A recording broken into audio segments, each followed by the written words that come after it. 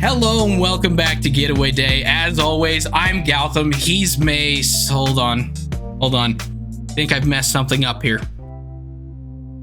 I'm Mason. He's Gautam, and we are here to talk about some baseball, specifically players that are clutch. Before we get into that, we do have some catching up to do because we missed last week. If you saw our social media accounts, Gautam and I were hanging out in Chicago for Memorial Day. Did some pretty fun stuff. We'll talk about that here in just a second. But I want to talk about something that's pretty big in baseball first that is going to affect how fans are watching the game. Then we'll get into talking about the fun stuff. And we'll have a great pod. How's that sound to you, Gowie? Sounds great. Let's go. All right. So, first order of business. The reckoning for the regional sports networks has officially begun. The San Diego Padres are no longer being aired on Bally Sports.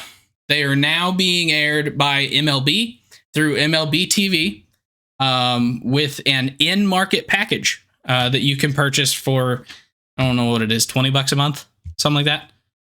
Something like that. I believe it's $80 for the year. So yeah, that's $20 a month. Yeah. So this is pretty big because we talked here last 2 weeks ago in the last episode about Diamond Sports Group and kind of everything going on with them. Well, before the court hearing that happened on the 31st, it was announced that the Padres were now their own thing. Diamond Sports Group failed to make up the rest of their payment by the end of the grace period. And because the Padres actually owned a portion of that network, they basically paid themselves for the rights. So therefore, they just got their rights. And so they were able to go and start moving and shaking a little bit earlier than some of these other teams. I will mention that the Padres are still being broadcast on like TV as well through a few different service providers. It's not just a streaming thing. Yes. Yeah. So MLB has worked out a deal with, I think, 4 different service providers to still air it on TV on various channels. So if you have, I think it's Spectrum, DirecTV. Remember what the 4 exactly are, but yeah. Maybe Dish. I don't remember. You can still get it on TV for this season. What happens next year? I have no idea.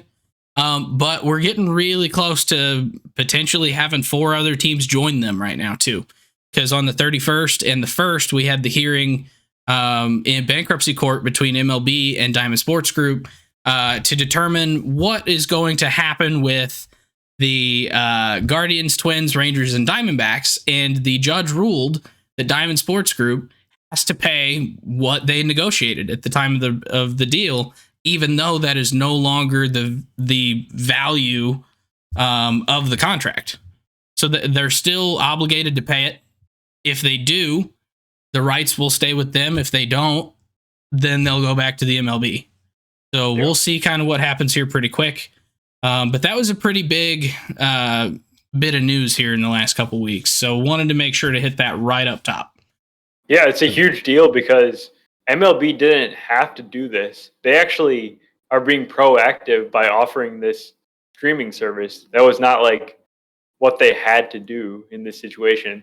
And that is kind of opening the door for it to happen in other places because with that court ruling, other dominoes are now going to fall. There's going to be other teams that are going to have to kind of give up their rights basically to MLB to take over from here. Well, and technically, those teams could go somewhere else with their rights. They could come up with a different situation. It's just mid-season. That's probably not going to happen. So for the rest of this year, if more dominoes like this fall, they will be under MLB and potentially could have a new deal for next year with someone else. Yeah, and so. I actually am crediting MLB. I don't remember the last time that's ever happened. I think they're handling this. I actually do. February 25th. Oh, yeah. I do recall that, yes. But they're doing a great job with this. This is a step in the right direction to getting baseball to more fans and growing the sport and actually offering this platform for the fans. Yeah, and there's people that are kind of upset because it's like, well, why do I have to pay $20 a month when Mason in Indiana can pay 100 and something for the year and get all the games along with every other team? And so it's not a perfect situation because being out of market, like, yeah, you still get all of that. And so there's ways to get around in market, out of market, even if you live in San Diego. So it's not perfect. But they didn't really have a whole lot of time to figure it out either. So I imagine go back, listen to our episode from 2 weeks ago where we go way in depth on all of this. Yes. But yeah, so that was kind of the first bit of news. I think now we should just start getting to the fun stuff. Right. Starting with who I think is probably player of the month for MLB, and that is Mr. Fredward Freeman. So Freddie Freeman, I don't know if you guys know this, he's kind of good at baseball. Like a little bit. On a scale of 1 to 10, he's like at least a 7. Like at least. Maybe even a 7.2. I think you're just selling him just a tiny bit short. 7.3, you think? Well, let me just tell you how he did in May, and maybe that'll change your rating of him. So he hit 400, 462, 722. He had 6 home runs, 4 stolen bases, 12 walks, only 19 strikeouts, and he had 17 doubles in a month. Talk about absurd. Yeah, that's just nuts. 212 WRC plus for the month of May. And this is a guy who, it's not like he even started the season slow. Like, no. His April, he was what? I just had it. Where'd it go? There it is. 292, 377, 451. With what? 4 homers. Only 22 strikeouts, like 4 stolen bases. Like, he was off to a pretty solid start in April. And then he steps it up in May. And now he's basically just on pace for his second MVP season in 3 years. Is kind of what it's looking like to me. Now there's some guys that some guys that might argue with you, guys like Ronald Acuna, who aren't just gonna lay over and give it to Freddie, but Freddie's fighting for it. Definitely, yeah. And how is this guy like just continuing to put up these elite seasons? Now he's in his mid-30s. He's 33 now.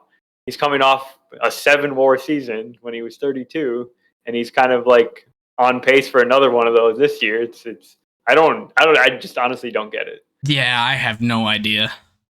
And amazing. He's on pace to bounce back to somewhere around 28 to 30 home runs this year again, after having kind of a low power season last year. But his power numbers throughout his career have kind of been all over the place. Mm-hmm. So it's not like people looked at him last year and said, oh, his power's gone, he's aging.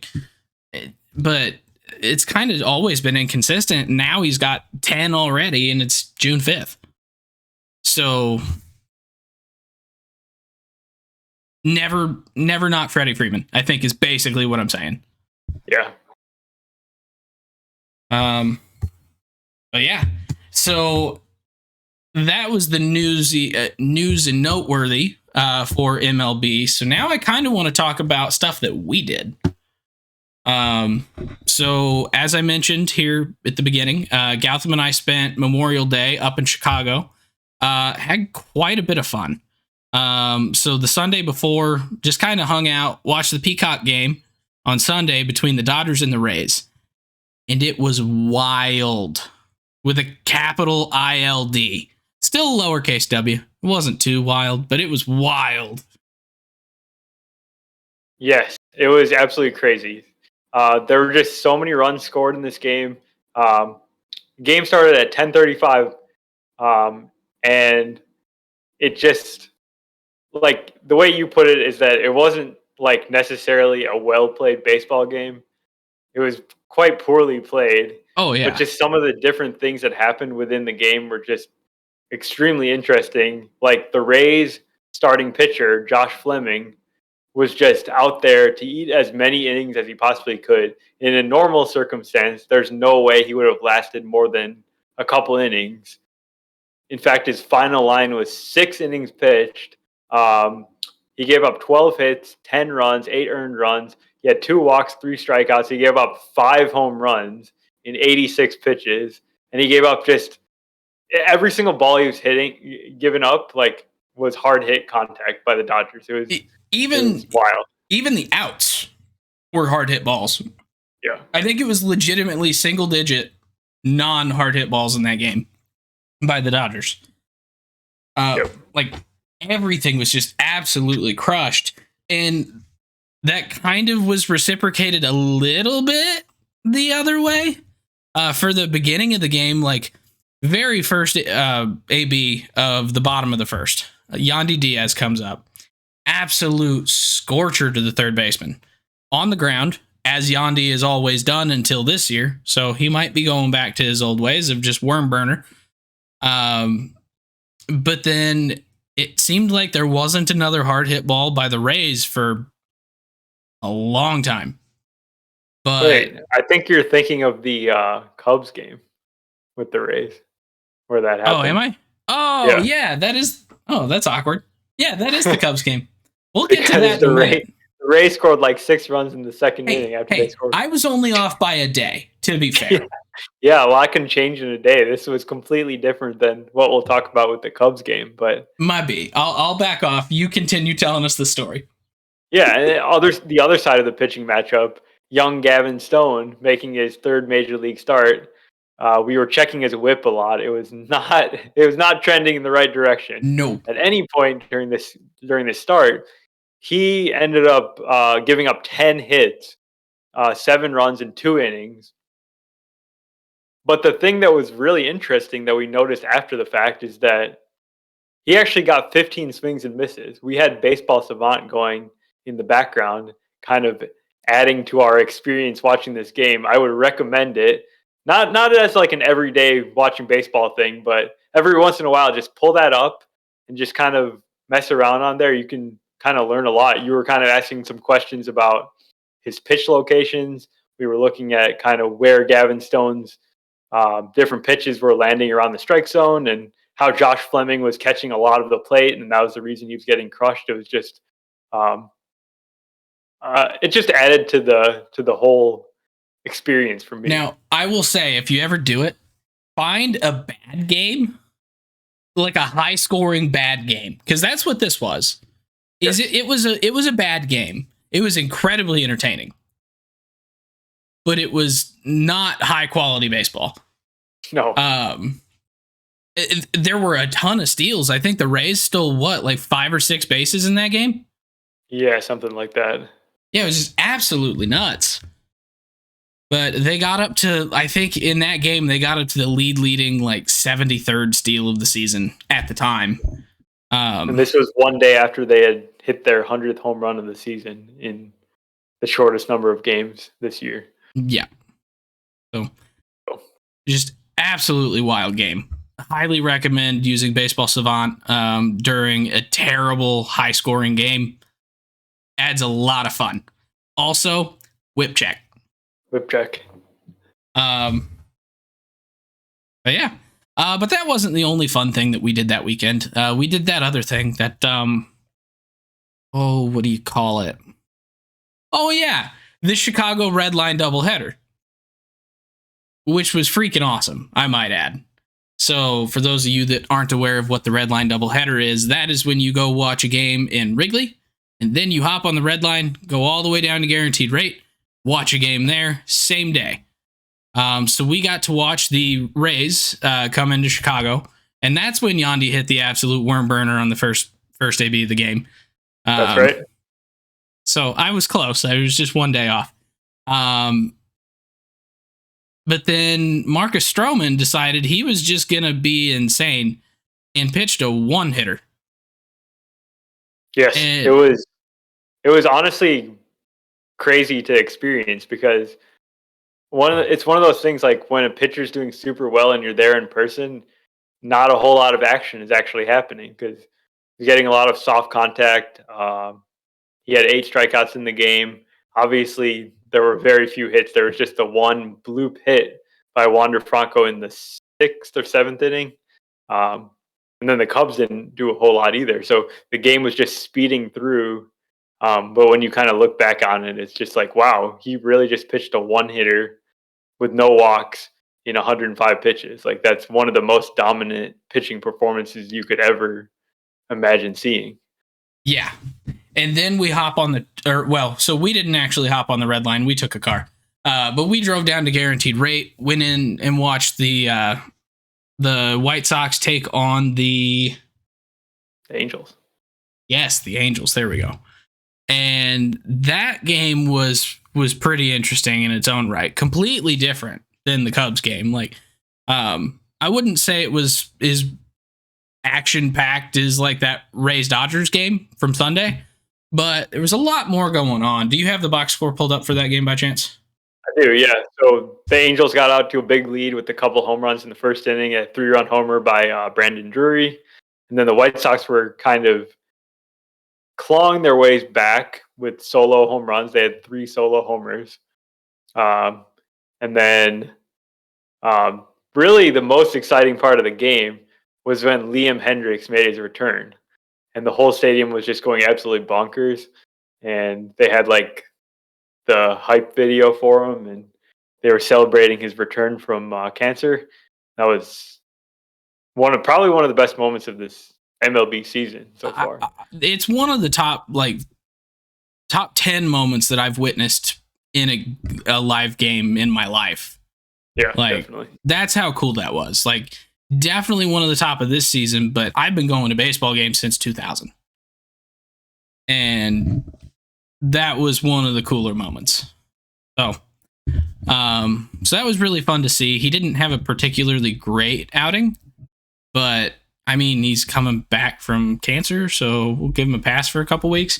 But yeah, and so the White Sox were not able to claw their way back on that game, but that entire experience was awesome. So we sat in the bleachers at the Cubs game. We were talking to some fans out there that they were also planning on going to the White Sox game that day. And so just seeing everyone that was kind of doing that same thing on Memorial Day, you have the moment of silences at both games. And it was a really, really cool experience. Highly recommend doing it if you ever get the chance. I think Chicago's probably the only city where you could like realistically do it. I think New York's probably too big. LA, they're too far apart. But like, I think New York, you could probably do it. You can get on the subway and do that one. But LA, I feel like would be really challenging. Yeah. But Chicago was just awesome. And then you get the food and the beer combos at Guaranteed Rate and just. Yeah, and we had like a perfect day for it too. Just great weather. And I awesome day all around. I didn't get sunburned. Mason did not get a sunburn. I did not get sunburned. It was so exciting for me. A+ day. Yeah. So do you have anything else you want to talk about on that Sox game or Cubs game from that day? No, I don't think so. All right. So I think the last thing that I want to talk about in This Week in Baseball before we get talking about clutch players is actually the White Sox series from this weekend, because this weekend had some really interesting games. I don't really remember what happened on Friday, but I went to the game on Saturday with Ashley and Allie and Abby, and that game was really odd. So it finished up 2-1. None of the runs were driven in. It was 3 runs that all scored on wild pitches. We actually went to extras in that game. And then in the 10th inning, who made it to third? I think it might have been Benintendi was on third. The pitcher just reared back a fastball, completely missed the glove of Eric Haas behind the plate and hit the ump square in the mask. knocked the ump on his butt, and Benintendi scores on the wild pitch, walks off the game. And then the ump is still on the ground. The team is celebrating the walk-off win, dumping the bubble gum on Benintendi's head for scoring the run. And then Tim Anderson goes and picks up the ump and gets him off the ground. The ump then was evaluated for a concussion and is out for a couple games. So that was the weirdest walk-off I have ever seen. It was Yohan Moncada that scored that run. By the way. It was Moncada? Okay, cool. But yeah, and I saw like in the replay that the catcher, he didn't even go after the ball. He literally just turned around and looked straight at the ump. Yeah, and okay. I mean, everyone did. Like, it was so weird because like even Moncada didn't go initially. Like, it bounced off his face. Like, looking around like, oh, what happened? The ball didn't even squirt away that far. Like, it went maybe 6 feet. But everyone was just confused and concerned.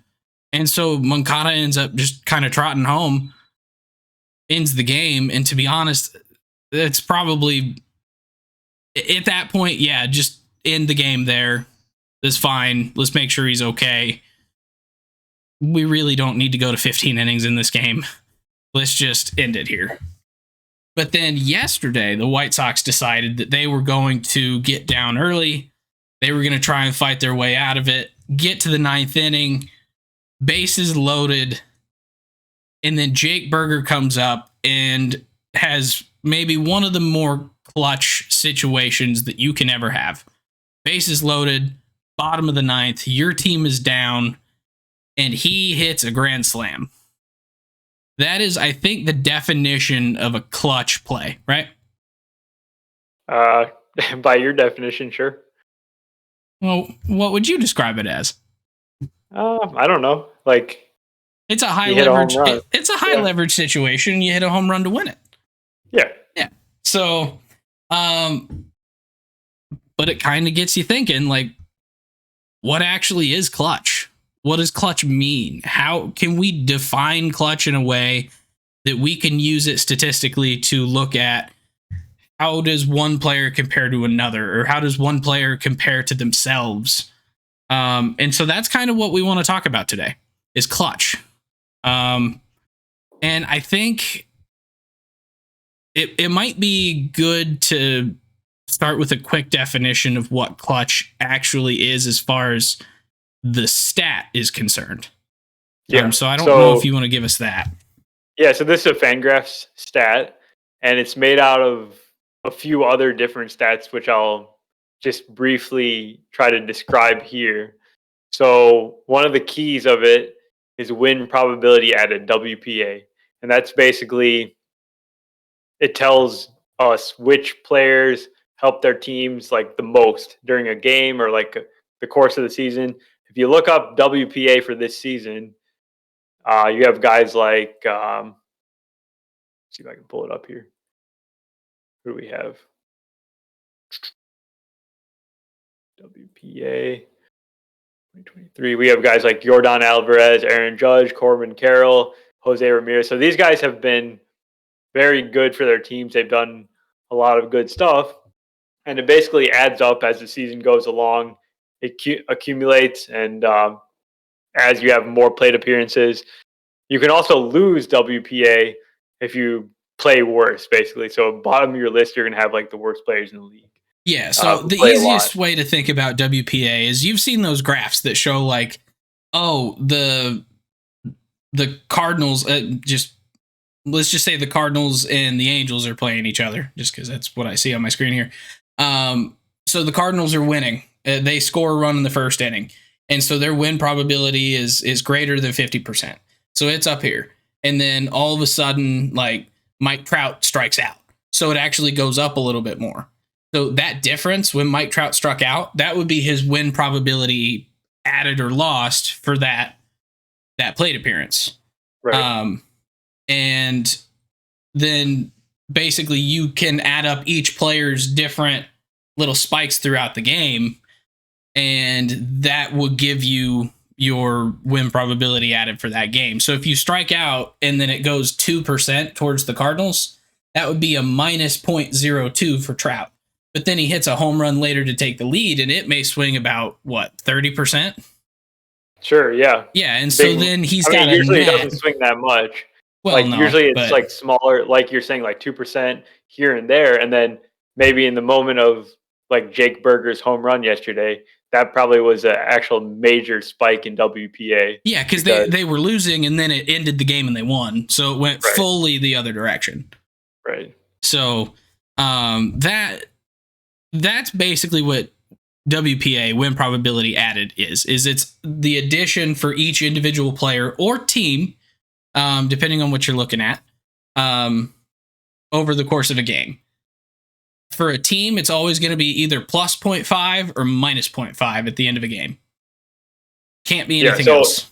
So for the team, and then that's made up of all the players added together, their different individual WPAs, plus or minuses, that all add up to plus 0.5 or minus 0.5.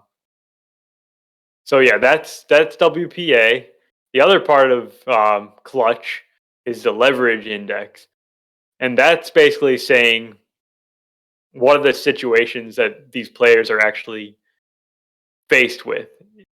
Is the specific plate appearance that's come up, is the result of that going to have like a big impact on who wins the game, or does it not really matter? Is it a 12-0 game? Is it a blowout? That's low leverage, always going to be a low leverage situation. So that's essentially what leverage index is. And yeah, so it's basically looking Yandy Diaz's worm burner ground ball to third to start the game against the Cubs. That had pretty much minimal impact on that game because it's the very first one of the game. The score's tied at 0, so it's going to have a leverage index that's pretty much somewhere down, like probably around like 0.2, something really, really low. But then you get Jake Berger, bases loaded, bottom of the ninth, your team losing, and that has a huge impact because out of everything that could possibly happen in that situation, be it a hit by pitch, a single, like that's all factored in. Yes, and exactly. it's all of the situations that could occur and the results that come out of it. So then he goes and hits a grand slam, which is the absolute best case scenario. So he managed to do the really high leverage thing in the high leverage situation. But the leverage index itself is not about the result. It's about all the things that go into it, the situation that you're in. So the number of outs, the inning you're in, the score. Yeah, but I guess the point that I was getting to was that's why when I described it as a clutch situation, that's why. It's an incredibly high leverage situation that he then increased the win probability substantially. Right. So that is by definition a clutch situation.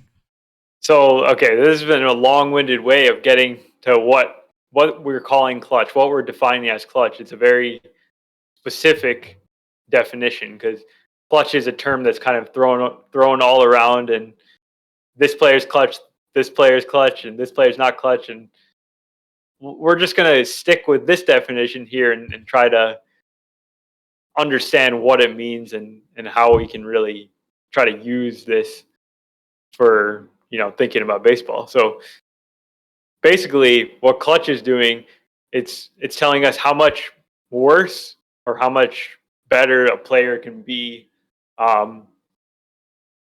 in like high leverage situations compared to how they would do when in a neutral situation. Yeah, neutral context environment. So when we say neutral context environment, we're talking about your average leverage that you are thrust into at any, like over the course of a season, for example. You have some moments that are huge moments like the one that Berger faced in the 9th inning of the game. You have also some moments like Yandy had in the 1st inning of the game where it's super low leverage. And then over the course of the season, you're going to have some average level of leverage index.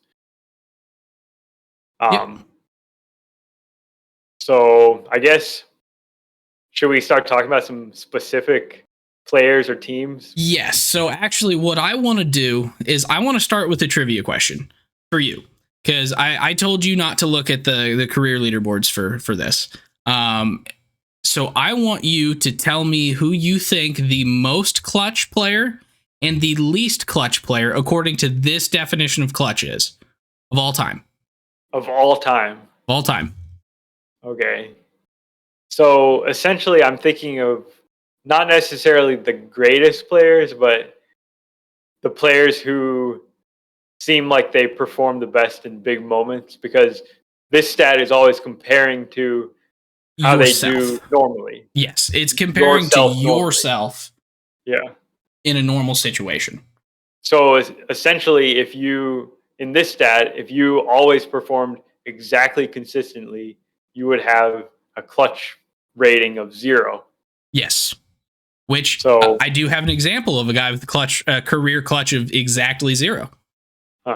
Scott Kingery.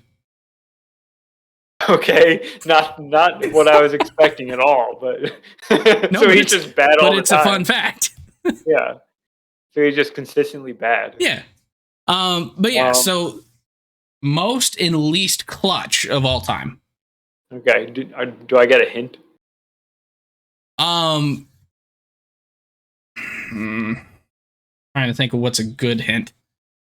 Because I'm thinking like David Ortiz is like the most clutch, because he has that reputation of being super clutch and always. I guess I don't know if it's backed up by this stat. It is not. It is not backed up by the stat. So this is a guy that I think people just assume he's not terribly clutch because he was just always so good. This is a Hall of Famer. He's no longer with us. This is the clutch guy, or the this last is the place? clutch guy. Okay. National League West in the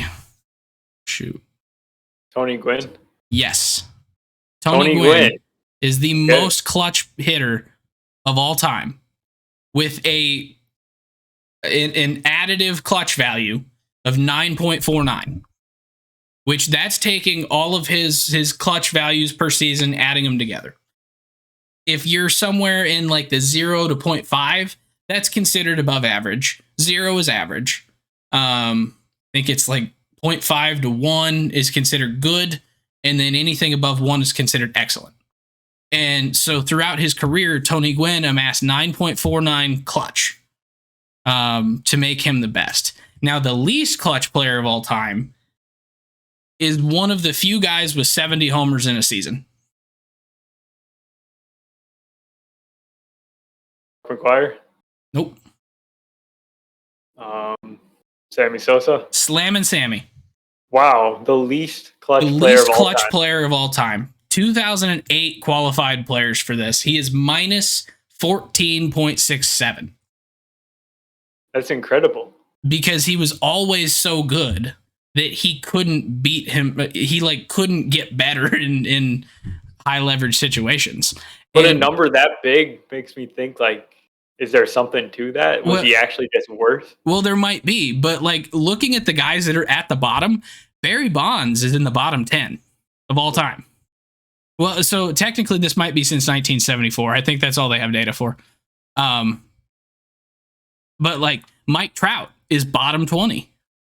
Like these are guys that are phenomenal players, but they're considered not clutch according to this stat. The Tony Gwynn one's kind of interesting though, right? Because that kind of backs up maybe the narrative around Tony Gwynn that he was clutch. Because I think a lot of people would say that Tony Gwynn was clutch because just his profile as a baseball player. He made tons of contact. He was always able to put the bat on the ball. Maybe that helps with your clutch factor. Yeah, and then stolen bases that add to the win probability and things like that. So yeah, that could make sense. I wouldn't be surprised. But yeah, but like it seems like a lot of the guys that are like some of the best players of all time tend to be lower in this stat. Because like Griffey is bottom 45. And like a ton of guys like that. McGuire is down at bottom 80. Johnny Bench is down here. Bagwell's down here. Kyle Schwarber is down here. One of the greatest players of all time. But then like you look at the top 10 and this is where it starts to get interesting and where I want to go next with the conversation. But the top 10 is kind of weird. You got Tony Gwynn and Pete Rose as the top 2. Then you get 2 guys that I admittedly have no clue who they are. And Scott Fletcher and Mark McLemore. Idea. Okay. Then Ichiro, who I think a lot of people think of Ichiro as a clutch player. So, yeah, makes sense. Daniel Descalzo, number 6. That's so random. Dave Parker, Omar Vizquel, Ozzie Guillen, and then this is the guy that I want to talk about because this is the one that I think people have argued about for years. Yadier Molina, the 10th most clutch player since this is a stat that they can calculate. And it like the reason I want to talk about it is because there was always this discussion around Yadi of Yadi's a terrible hitter. Yadi's the most clutch hitter of all time. And it's just there. People always had one of those two mindsets. And according to the stat, they can actually both be true, which is the fun part. Because like Yadi can be a bad hitter, and as long as in high leverage situations he performs better than he does normally, he's a clutch hitter. He's the top 10 since 1974. So then I started looking at his like individual seasons. And as I mentioned, like between 0 and 0.5 is above average. So between 0 and negative 0.5 is below average. You have good if it's greater than 0.5. You have bad if it's less than negative 0.5. Greater than 1, excellent. Less than negative 0.1, terrible. So we got the scale. Everyone good? All right, cool. So Yadi in his career, 0.64, 0.58, 0.93, 0.1, but I think he was injured a lot that season. 0.54, minus 0.66. So it took him 6 seasons to be negative. 0.47, 0.92. Then we start getting to his, like, when he was getting some MVP votes and stuff there, along with Buster Posey. 1.1, 1.2, a couple of, like, slightly under zeros, about a 0.5, minus 0.5. And then in 2020 and 2021, something happened and Yadi just went insane, which is that he sucked most of the time, but he would hit it the other way in high leverage situations. That's what it actually was. But he had a 1.83 clutch rating in 2021, which is incredible. Like, that's just incredible, period, according to the scale. And was he really bad? Was he really bad that year? Yeah, I believe so. Yeah, that's what 2021, he had Statcast Advanced 2021. 252, 297, 370 with 11 homers. So honestly, one of his best seasons since about 2017, but it's not really saying a ton. So yeah. But Yadi is like, I think the perfect example of what this stat is trying to exemplify, though, because you look at his career hitting numbers and they're not phenomenal. So the people that say Yadi's a bad hitter, okay, yeah, you have a point. The people that say Yadi is the most clutch hitter of all time, well, no, technically he's 10th. But they have a point too. Like, he performs so much better in the high leverage situations than he did in the average situation that they're both arguments hold water. And so I find this stat really intriguing, just because there was really no way to quantify clutch until this came about. Like, the people talk about Jeter. Where's Jeter at on the list? Not very high. I don't know. Somewhere in the middle. Let's see. Derek Jeter. Oh, come on. in probability. His career clutch is actually just barely above 0. It is a 0.5. However, he has one of the single most clutch seasons since the year 2000. So it's one of those that it's like Jeter is known as one of the most clutch players of all time. And maybe in the postseason, that this is not including the postseason. So it could 100% be part of that. Actually, the postseason numbers are here. I can look at this. Interesting. Y'all are not going to like what I have to say about Derek Jeter's postseason clutch. So we're going to get rid of that. But he has one of the most clutch seasons of all time with the 2.33 clutch rating in 2006. So it's one of those that it's a weird stat because the guys you think would be there are not necessarily there. But it's because of the fact that they're so good that like if you hit 300, people shouldn't expect you to hit 500 with runners on second and third, 2 outs. Just not really a logical conclusion. So, yeah, and I think the limitation of the stat is that it's made out of like WPA is one of the big parts of the stat, and WPA is not really something that's predictive in any way. It's just what happened. It's great at telling you like, oh, Jake Berger hit a grand slam to win the game. Like that was a major WPA swing. It took them from a tie game to winning the game. Like it was massively important to them winning the game, but it doesn't tell me anything about what Jake Berger is going to do tomorrow. Yeah. Yeah, and so like if you look at a player's career numbers, they're all over the place. One season could be minus 0.6, the next one could be 1.5, the next one could be minus 3. Like it's just kind of all over the place because that's just how hitters are. Yep. So, and if you look at, I think if you expand the search to not just looking at specific players, start looking at teams, you can kind of get a sense of like teams that just had insanely clutch seasons, you could call it, like the 2021 Mariners, the team that had the highest clutch in the last 10 years with 8.71.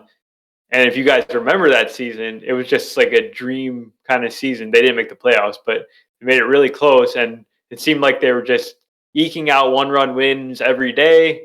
They were getting all kinds of like come from behind victories, and that shows up in the clutch. And you see other like really great teams. The 2016 Rangers, I think they won their division. The 18 Red Sox won the World Series. The 15 Royals won the World Series. Apparently, the 2022 White Sox were one of the most clutch teams of the last 10 years. They were one of the, like, they were not good, though. Yeah. So. But then on the flip side, some of the least clutch teams of all time have also been some of the best teams in the league that year. Yeah, exactly. The 2017 Cleveland Guardians are the third least clutch team of all time with a -9 total, -9 total clutch for that season. Then you've got going down a little bit more. 2019 Houston Astros won 107 games. They were -7.8 clutch. So there is no good correlation between clutch and wins or clutch and World Series titles or anything like that, but it does kind of show you how they've been in closer games, I think, a lot better than it does just over games as a whole. Yeah, and that would be something we didn't have time to do, but like, is it related to 1-run games, or is it related to like come from behind victories or something? But it just seems like there's a lot of noise in this stat, even though it's really interesting to look at some of the names and the teams that are on these lists. Yeah. So it's an incredibly intriguing conversation, and you could go so incredibly in depth with it. But I guess the main point of this entire thing is clutch is a really fun thing to talk about. It is incredibly difficult to quantify, and it is even more difficult to use it in any way other than just saying what has happened in the past. Mm-hmm. So let's talk about the Cubs here, because that's what actually turned me on to this stat. Looking at 2023 clutch, the 29th team in the league is the Twins at minus 2.99.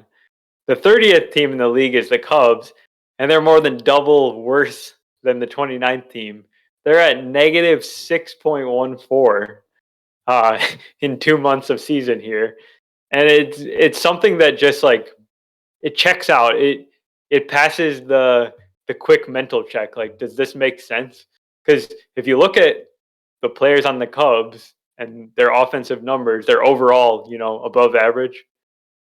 Having several players in their lineup that are having like above average good seasons. And then you look at their record, you're like, oh, they're like 6 games under 500. They're not very good. And it's just a case where in the first 2 months of the season, their players have all just done way worse than how they've done typically in normal leverage situations. Just truly awful stuff. Yeah, so this is actually maybe the point where it does correlate. So with hitting clutch, especially for like teams, I imagine it would correlate a lot to left on base, stranded runners in scoring position, things like runners that, because those increase the leverage of a situation to take it out of the average. And performing this poorly and having this low of a clutch kind of implies you're not getting those runs across. You're not hitting. And that's why you see teams that have struggled mightily with runners in scoring position and leaving runners on base, like the Padres and the Cardinals and the Cubs. They've all had major struggles with that. And I don't think anyone would argue against that point, right? They are 25th, 26th, and 30th in the league. Like, so it does seem like there is a correlation with leaving runners on. Yeah, but it's hard, right? You look at Minnesota, they're 29th, yet they're first place team. You can still, like we've shown with the historical teams, right? Like you can win 107 games and be not clutch. Yeah, exactly. And I wanted to just quickly hit on the psychological aspect of this. Is there something to it? Like, if you're the Cubs and every day you're sitting in the dugout and you see your teammates striking out and not being clutch every day, does that snowball into something where you like expect it and maybe it keeps happening because of that? I think yes. And just qualitatively, you can kind of look at a couple different things. So you could look at one where things are going right. So look at the 20 win streak for the Guardians here in 2017, right? 17, yeah. So they went on like a 20 game winning streak, and in that winning streak, everything was going right. It has to if you're going to win that long of a streak. And so as guys are getting hot, they're getting on base, they're driving in runs. It kind of lightens the mood. It makes it so people aren't going above themselves trying to put runs on the board, and it just makes the game a little bit easier. But then whenever you have a team that's in a huge slide, like the Cardinals have done on 2 occasions this year, they're in a slide right now where they're doing the same thing. Like when nobody is, or when someone isn't hitting, or when like a majority of the team isn't hitting, the big hitters in that lineup then try and expand their zone. They try and make things happen. And when they do, they strike out more. And then when they strike out more, then you just have more people in the lineup that aren't performing, and it kind of snowballs from there. And so you could pick any team that has had both a cold streak and a hot streak in the same year and just kind of look at that and qualitatively go, yeah, there's something to that. If you're not performing in the clutch, it tends to snowball. If you are performing in the clutch, it can snowball the other way. Yeah, and makes me want to see like I would want to see this on a rolling graph. Like, how does clutch change over a course of a season? Is it like going in one direction, or is it just waves? And I would think it's probably like we are saying that it's not really predictive. The Cubs could turn around tomorrow and be the most clutch team in the league for the next 2 months. Like, that wouldn't actually surprise me that much, right? Yeah, no, not at all. So now I'm wondering if we could find it to where we could almost make a rolling graph. Is I would be curious to do a rolling graph of the clutch and the record together, and just see if you can find any correlations to like losing streaks, winning streaks, things like that. True. So that'd be really cool.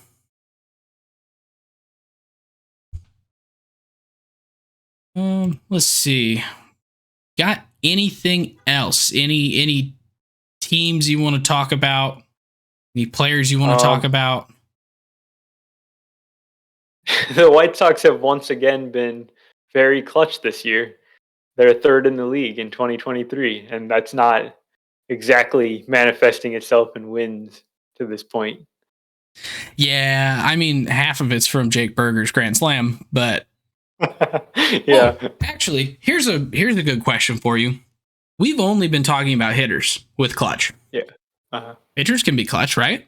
Does this stat work for pitchers? I don't know.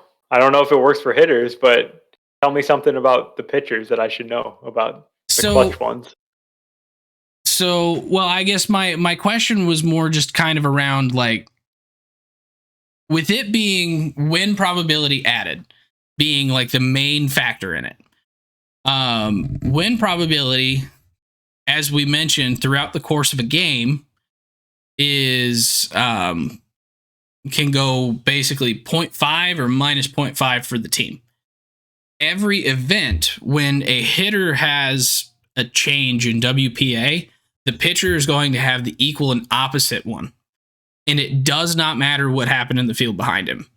The pitcher takes on all the blame or the pitcher credit. Took on the blame for Bill Buckner missing the ball in that World Series or ALCS or whatever that was for the Red Sox. That World went Series. On the pitcher. Come on. But that doesn't really mean that pitcher sucked. That was Bill Buckner screwed up, but it gets credited to John Wetland. Is that who that pitcher was? So it kind of makes it feel like maybe this stat doesn't work as well with pitchers. I would want to do more research into that because there are different. Oh, well, DZ, don't confuse me like that. Jeez, you know I don't know Yankees from before like 2000. But yeah, I know there's different versions of the leverage index, because when you get more like specific with how this calculation is done, it's actually win probability added over the leverage index or the average leverage index for that player for the year. With pitchers, there's three different ones. There is when they enter the game, there is when they leave the game, and there is per inning. And I don't know how that calculation is done with those three numbers to determine what their clutch is. But the win probability added, unless it's normalized somehow to take into account the defense, like it seems like it would be unfair to use that stat for pitchers. Well, I think it's okay because if you're comparing pitchers to pitchers, then it's kind of apples to apples. But I don't think you should like mix hitters and pitchers, especially. Yeah, I mean, numbers. It's apples to apples, but it's going to be still like comparing a Fuji to a Granny Smith. Yeah, and that's the case in most things that we compare, right? We're never comparing the exact same type of apples. Even with the hitters, right? They're not facing the exact same pitchers. It's like different defense behind you. I understand that. Alex Cobb has been the most clutch pitcher this year. Interesting. Would not have guessed that. I know that the Milwaukee Brewers are the most clutch pitching team. And Jordan Lyles has been the least clutch pitcher by a long shot. He's at minus 1.82. Yeah, we still don't understand why they signed him, right? No. Okay, cool. Yeah, Jordan Lyles does not have that dog in him. But yeah, what I find interesting though is like with this clutch stat for pitching, like I still don't understand exactly how it works. But Milwaukee has a substantial lead over any of the next teams. And even though their pitchers are really not performing to the way that they have in the past, like Corbin Burns is not having a particularly great season. Woodruff is hurt. Freddie Peralta is kind of just doing his normal thing, I think, right? He's been pretty bad, actually. Has he? Yeah. Yeah, like the fact that they are still the most clutch pitching team, I don't know. That sounds like bullpen, maybe like getting out of a lot of jams or something. Yeah, like Devin Williams and some of those guys. Because that's a good point. Devin Williams is the most clutch, or the second most clutch reliever, I believe. Well, he has the highest leverage index, right? And he's probably doing quite well in those situations. Yes, he has the highest leverage index. He has the second highest. He is the second highest win probability added.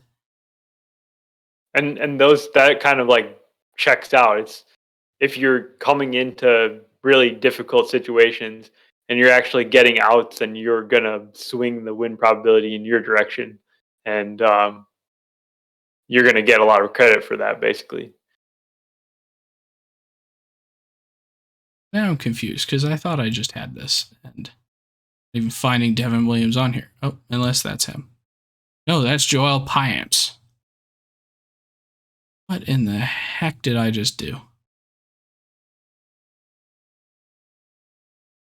I don't know what I did. Very confused. Oh, maybe it was sorted by WPA. Oh, yeah. Devin Williams' clutch is actually only 0.18. I think he's just a good pitcher. I think so, too. But then, like, guys with a high clutch, Julio Urias. Like, he has the highest clutch in the MLB right now. But getting back to your original question about whether we should use it for pitchers, I'm starting to think maybe just using WPA per leverage index is a better idea than using clutch. Probably. Yeah. And because whenever you start looking at just that portion of it, like you start to see things that make sense. You get good closers at the top of your list. Well, you get good starters too. Because like good starters right here, I'm seeing top of the win probability per leverage index is Nate Eovaldi, followed by Stroman, then Gallen, then Erod. Yennier Cano is 7th. So like you get a good mix of starters and relievers. And it actually starts to make sense where you see the good pitchers at the top. Totally, yeah. So while clutch is an interesting stat, and it shows how a person performs compared to themselves, when you're comparing different guys, it probably does make more sense to look at win probability over the leverage index. So I guess that brings me back to the hitting then. If we sort by the same thing, who do we get for the top there? Because you get some good hitters probably. Because if we sort by clutch, we start out with J-Ram, Soler, Jonah Heim, Adam Frazier is 6th, guys like that. But then whenever we go to win probability per leverage index, then you get Aaron Judge, Freddie Freeman, Ronald Acuna, Yandy Diaz, Juan Soto, the guys who have been the best hitters in the league this year. So, yeah, I think you pretty much found it. It's like clutch is a fun thing to look at and talk about, but I think it's not really the most useful stat. Mm-hmm. You're gonna get several guys that like don't feel like they fit in with the rest of the guys. They're just like some weird outliers because there's just so much weird stuff happening with that stat. Yeah. Okay. Because I wonder now if I went here and I sorted. Okay. So now when I go and sort the all-time leaderboard, instead of looking at clutch, looking at the WPA per leverage index, now you have your top 5 being Barry Bonds, Albert Pujols, A-Rod, Frank Thomas, Chipper Jones. Makes a lot more sense.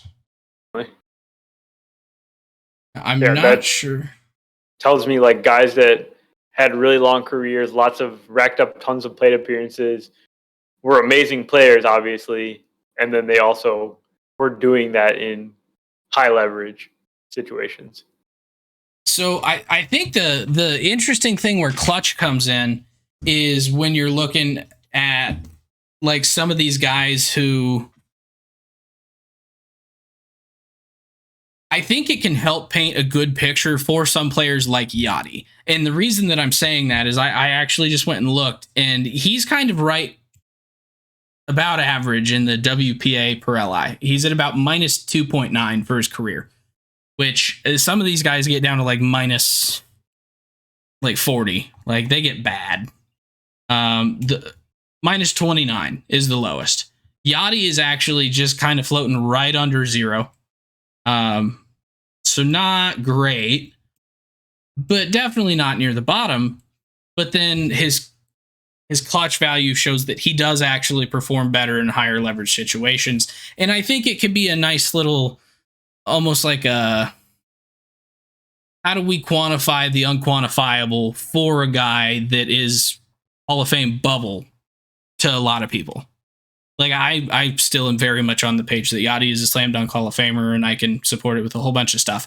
But you could then look at that number compared to some other guys, as long as it's not like he's the worst guy in the league according to win probability over leverage index, and he has a high clutch, then I think it could help build a picture of him in a better light.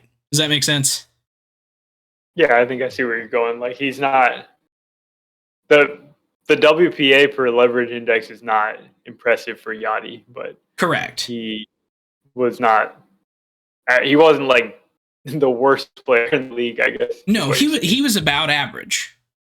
Yeah. Which is literally what that means. It was what, 0 or 1 is average? 0.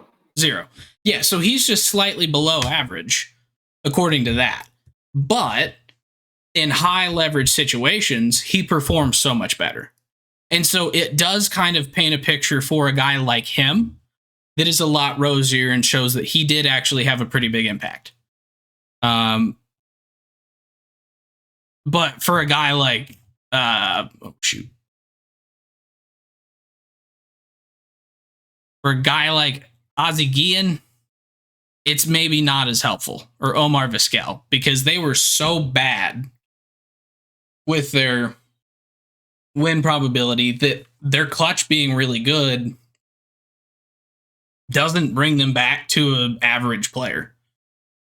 Like, it's not even close. And they were in the top 10 in clutch, higher than Yachty. Just over an hour, and it seems like we're starting to have some Wi-Fi issues. So we're going to go ahead and end it for today. Thank you very, very much for hanging out with us this week. I hope you found this discussion helpful in maybe talking about clutch or clutch players in the future, and how you can maybe look at that and use that to further your conversation, with the caveat that it's not a predictive stat at all. It can just help add maybe a little bit of context for some certain players. So we will see you back here next week. Until then, I'm Mason. He's Gautam. We'll see you later. If you enjoy the podcast, please subscribe on your favorite podcasting app and YouTube to make sure you don't miss any future episodes. Join the conversation on Facebook, Twitter, Instagram, and TikTok at Getaway Day Pod. If you enjoy card collecting, check out our sister YouTube channel at Getaway Day Cards.